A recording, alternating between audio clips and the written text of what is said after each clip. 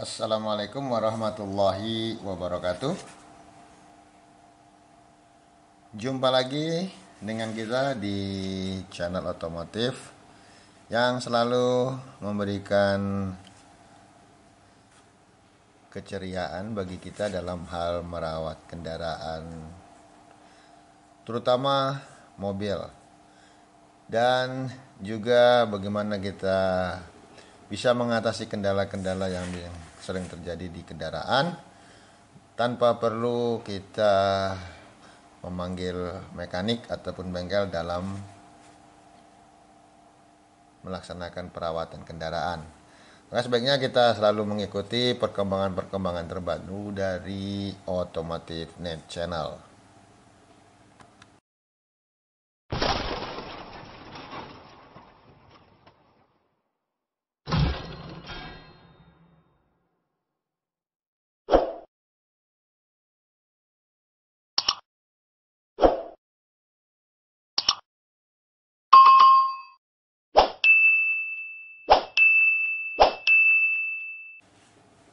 Sobat Diksimania, di depan kita telah ada dua unit, dua pieces ataupun dua set kampas rem untuk kendaraan kita Corolla DX, masing-masing merek MK Kashiyama dan satu lagi Akebono. Untuk kebutuhan disc brake pad Corolla DX. Nah, sistem pengereman kita sendiri adalah mekanisme keselamatan yang terpenting kita dalam berkendara, dan tanpa rem tentu kendaraan akan mengandalkan waktu dalam memperlambat momentum kedepannya dengan engine brake. Jadi untuk itu kita harus mengetahui jenis-jenis rem, terutama bahan padnya, itu bahan-bahan apa saja yang cocok untuk kendaraan kita. Tentu saja disesuaikan dengan anggaran kantong kita. Jadi di sini saya akan membahas sedikit, yaitu yang pertama adalah kampas rem organik. Nah, awalnya bantalan rem ini terbuat dari asbes dan bahan penyerap panas yang sangat sesuai untuk keausan yang dipasang pada bantalan rem. Maksudnya seperti ini asbes. Namun asbes ditemukan sebagai karsinogen yang sangat kuat dan pada pemaparan yang terlalu lama dapat menyebabkan kanker. Jadi bahan yang asbes sangat berbahaya bagi kesehatan kita. Nah, pabrikan juga menyadari bahwa asbes bukanlah senyawa yang aman yang bisa digunakan untuk pembuatan sistem pengereman. Nah, sebenarnya bahan yang dipakai dalam rem organik tadi itu biasanya terbuat dari campuran serat dan bahan seperti karet maksud saya. Oke Sobat Diksimania, di depan kita telah ada dua set kampas rem untuk kendaraan kita Corolla DX. Dan yang pertama ini adalah merek dari MK atau Kashiyama Corporation. Sementara ini adalah merek Akebono. Saat ini Akebono dipegang oleh PT Astra untuk pemasarannya di Indonesia. Nah Sobat Diksimania, agar kita juga mengetahui kebutuhan bahan untuk rem kita yang cocok seperti apa, dan juga nanti rekomendasi yang baik ya untuk penggunaan brake pad pada Corolla DX. Jadi mari sama-sama kita ikuti bersama. Yang pertama adalah kapas rem berbahan organik. Nah, bantalan rem ini terbuat dari asbes, yaitu bahan penyerap panas yang sangat sesuai untuk keausan yang dipasang pada bantalan rem. Namun, asbes sendiri ditemukan sebagai karsinogen yang sangat kuat dan dalam jangka waktu yang lama. Pemaparan yang disebabkan oleh asbes dapat menyebabkan kanker. Nah, bantalan rem asbes berbasis ini akan turun dari waktu ke waktu dan melepaskan asbes yang menempel di ban dan masuk ke udara. Jadi teman-teman hati-hati kalau membeli kampas rem, asal ada bahannya asbes, jadi sebaiknya jangan dipergunakan. Baiklah, untuk dipilih bahan yang non asbestos, biasanya seperti itu. Nah, bahan dari asbes ini terbuat dari campuran serat dan juga bahan seperti karet, senyawa karbon, kaca atau fiberglass, dan kevlar, serta banyak-banyak lagi, dan diikat bersamaan dengan resin, dan mereka cenderung menghasilkan lebih sedikit debu daripada jenis bantalan rem lainnya seperti logam dan sebagainya.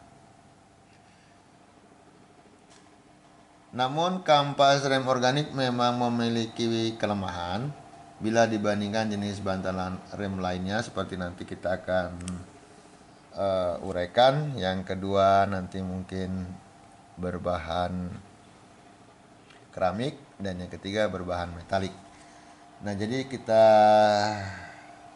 kelompokkan dulu. Yang lainnya itu adalah yang dua tadi.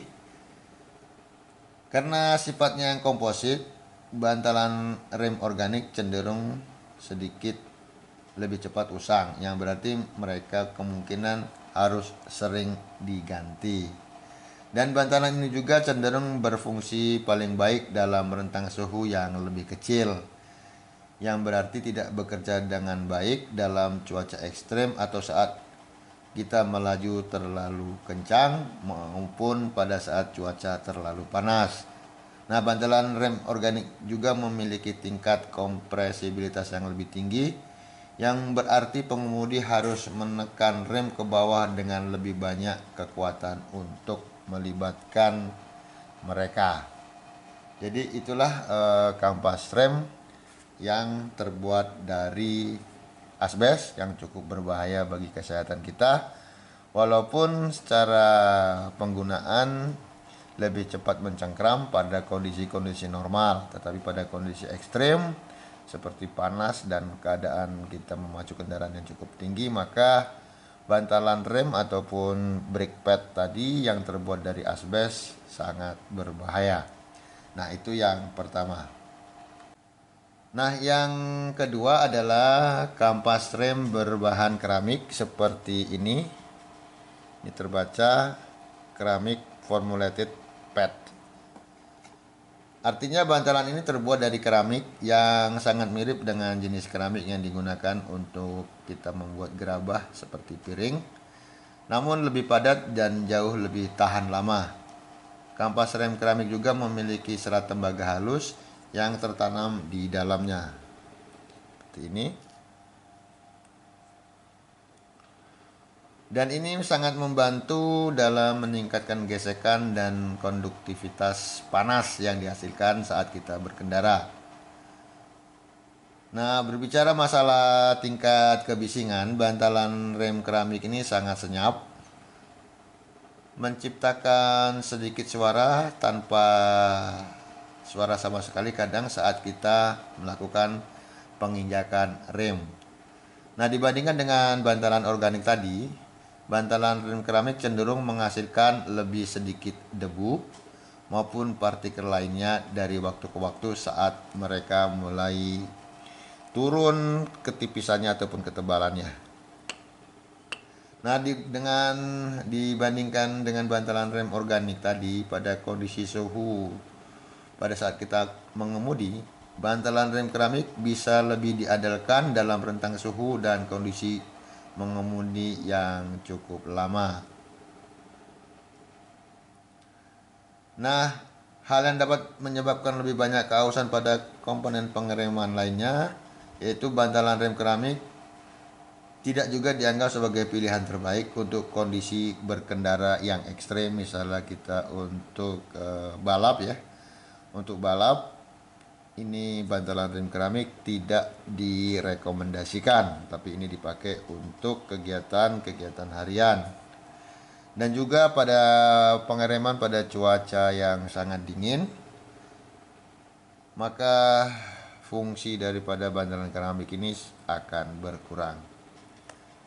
Jadi itu yang kedua, bantalan rem yang terbuat dari keramik.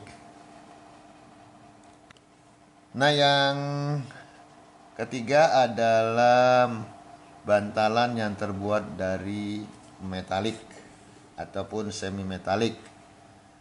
Disebut juga sering pada teman-teman pet rem metalik. Bantalan rem logam ini terdiri dari 30% dan 70% logam, termasuk tembaga, besi, baja atau paduan komposit lainnya, dan dikombinasikan dengan pelumas grafit serta pengisi lainnya untuk menyelesaikan rem tersebut.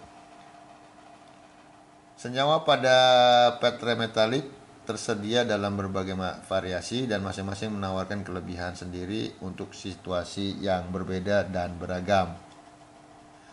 Nah, untuk pet rem yang berbahan metalik itu menjadi pilihan untuk teman-teman yang menyukai performa tinggi ataupun balapan. Jadi di antara bantalan rem keramik maupun logam, untuk driver berbasis kinerja yang lebih ekstrem biasanya akan memilih bantalan rem yang metalik karena mereka menawarkan kinerja pengereman yang lebih baik dalam rentang suhu dan kondisi yang jauh lebih luas, karena logamnya adalah konduktor panas yang baik dan cenderung dapat menahan lebih banyak panas, sekaligus membantu sistem pengereman saat melakukan pendinginan juga akan terasa lebih cepat. Nah, seperti itulah tadi 3 jenis pet rem yang biasa digunakan untuk kendaraan kita. Jadi di antara ketiga tadi, manakah yang menjadi pilihan kita untuk kita pergunakan sebagai spare part ataupun underdeal untuk pengereman? Jadi saat kita menentukan antara bantalan rem keramik maupun metalik ataupun organik, ini sangat bergantung pada perjalanan yang akan kita lakukan pada kendaraan kita. Dan juga dikombinasikan dengan gaya berkendara pribadi kita. Jadi jika kita memiliki mobil sport berkinerja tinggi atau setidaknya cara teknik mengemudikan kita seperti pembalap, maka kemungkinan kita lebih baik memilih bantalan rem semi metalik. Tapi di sisi lainnya, jika Anda melakukan perjalanan ke kota, Anda mungkin akan menemukan bantalan rem keramik yang solid untuk menjadi pilihan yang lebih baik. Jadi kalau untuk kota-kota kita lebih baik memakai yang keramik, ataupun untuk kegiatan-kegiatan yang tidak memerlukan banyak ekstrem seperti untuk balap dan cuaca-cuaca yang cukup ekstrem pula, seperti dingin maupun panas yang luar biasa. Kalau kita dingin mungkin di Eropa, sementara untuk panas yang luar biasa mungkin di daerah gurun sana ataupun di daerah Afrika seperti Rally Paris Dakar yang panas, maka pilihannya adalah yang metalik. Tetapi jika kita untuk jarak luar kota yang kemungkinan kita stop and go-nya jarang, dan itu seperti kita di jalan tol, maka bantalan rem organik mungkin itu yang terbaik ya. Jadi tergantung dari kita menggunakan kendaraan, apakah untuk balap, untuk kegiatan harian, atau untuk jarak luar kota, serta bagaimana kebiasaan kita mengemudi. Jadi sebagai garis besarnya, untuk harga bahan organik itu cenderung lebih murah, sementara untuk keramik itu lebih mahal daripada metalik. Jadi metalik itu berada di tengah-tengah antara harga organik maupun harga dari keramik. Nah, bagaimana dengan performanya? Untuk berbahan organik itu performanya sangat minim maupun low. Sementara keramik itu cenderung menengah dan untuk metalik sangat tinggi. Jadi performa pengeremannya organik low, keramik medium, dan metalik high. Nah, bagaimana tingkat kebisingan saat melakukan pengereman? Untuk tingkat kebisingan untuk organik itu low ya, sangat rendah. Dan untuk keramik sangat-sangat rendah atau very very low. Jadi betul-betul hampir tidak terdengar suara bising akibat pengereman. Sementara untuk metalik cukup tinggi. Dan untuk pengereman organik itu rendah, sementara keramik itu sangat rendah, dan untuk metalik itu cukup menengah ya. Jadi pada saat teknik pengereman mungkin cengkeramannya itu untuk organis rendah, tetapi lebih rendah lagi apabila menggunakan very low, sementara untuk metalik sangat tinggi. Tapi kalau untuk kegiatan di kota-kota itu penggunaan berbahan keramik yang seperti kita sampaikan di depan tadi itu sangat menunjang. Jadi perlu kita perhatikan, jadi ketiga fungsi tadi pada saat teman-teman akan membeli kampas rem, perhatikan apakah bahan tersebut berbahan organik seperti asbes ataupun keramik non asbestos, serta satu lagi adalah yang metal, tapi biasanya metal untuk kendaraan-kendaraan balap dan tidak dianjurkan untuk dipakai pada kegiatan harian. Itu tadi teman-teman tipe-tipe brake pads atau kapas rem yang beredar di pasaran. Nah, bagaimana sekarang dengan kedua brand ini antara Akebono dan MK Kashiyama? Baik, kita akan ulas satu persatu. Sobat Diximania, biasanya ada 3, satu lagi yang high ya. Ini termasuk golongan kampas rem yang cukup baik ya, yang bisa dipergunakan untuk Coral DX. Dan yang satu lagi biasanya kita menggunakan merek Bendix ya, merek Bendix, tetapi itu sangat jarang di pasaran. Nah, sementara kita bisa pakai 2 tipe ini aja kalau memang tadi Bendix sulit. Tapi untuk yang kelas-kelas medium banyak, ada yang KGM, ada yang Remco, ada yang macam-macam lah mereknya ya. Dan itu tergantung dari kantong kita. Jadi baiklah kita ulas dulu sedikit. Untuk merek Akebono sekarang ini dipasarkan oleh PT Astra Toyota Motor.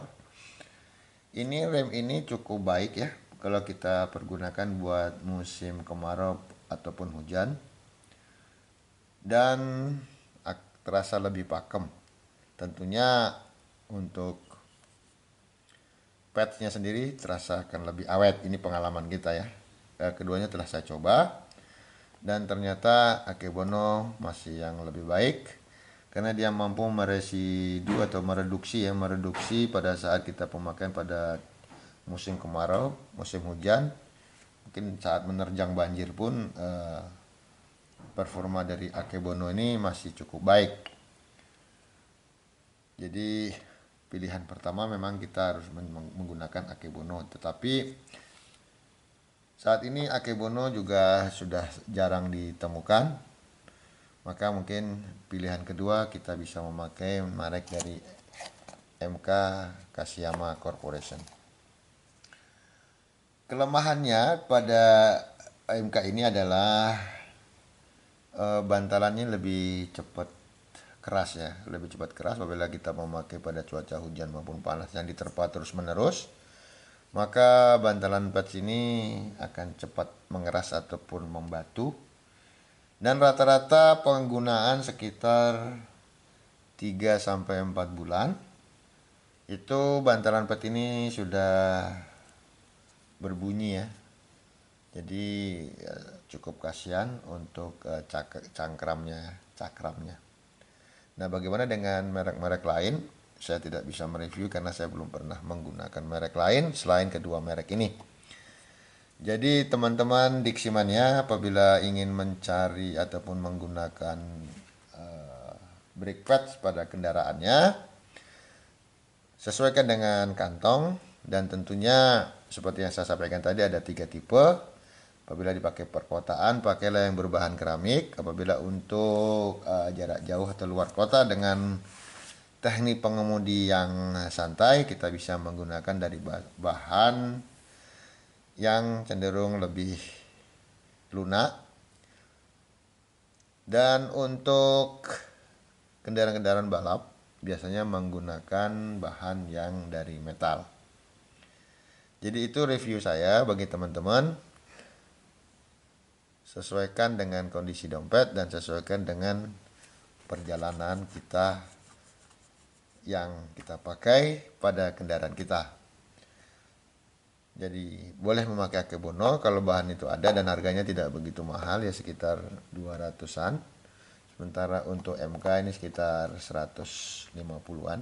Jadi selisihnya tidak begitu banyak. Sementara merek-merek di bawah ini itu harganya masih sekitar 125. Ada yang 90 bahkan. Jadi itulah yang dapat saya review bagi teman-teman. Semoga apa yang saya sampaikan ini bermanfaat bagi teman-teman. Apabila teman-teman belum melakukan subscribe, tolong dibantu untuk subscribe agar kita lebih bersemangat untuk membuat konten-konten yang lebih kreatif lagi. Dan mohon maaf apabila banyak hal yang saya sampaikan terpatah-patah ataupun terbata-bata karena memang kemampuan kita dalam berbicara cukup terbatas, tidak dipakai untuk kita memberikan penerangan kepada masyarakat, jadi itu lebih banyak belajar. Itulah teman-teman yang dapat saya sampaikan. Mohon maaf apabila ada kesalahan ucap atau kesalahan lidah, itulah dari kemampuan kami sesungguhnya. Terima kasih. Wassalamualaikum warahmatullahi wabarakatuh.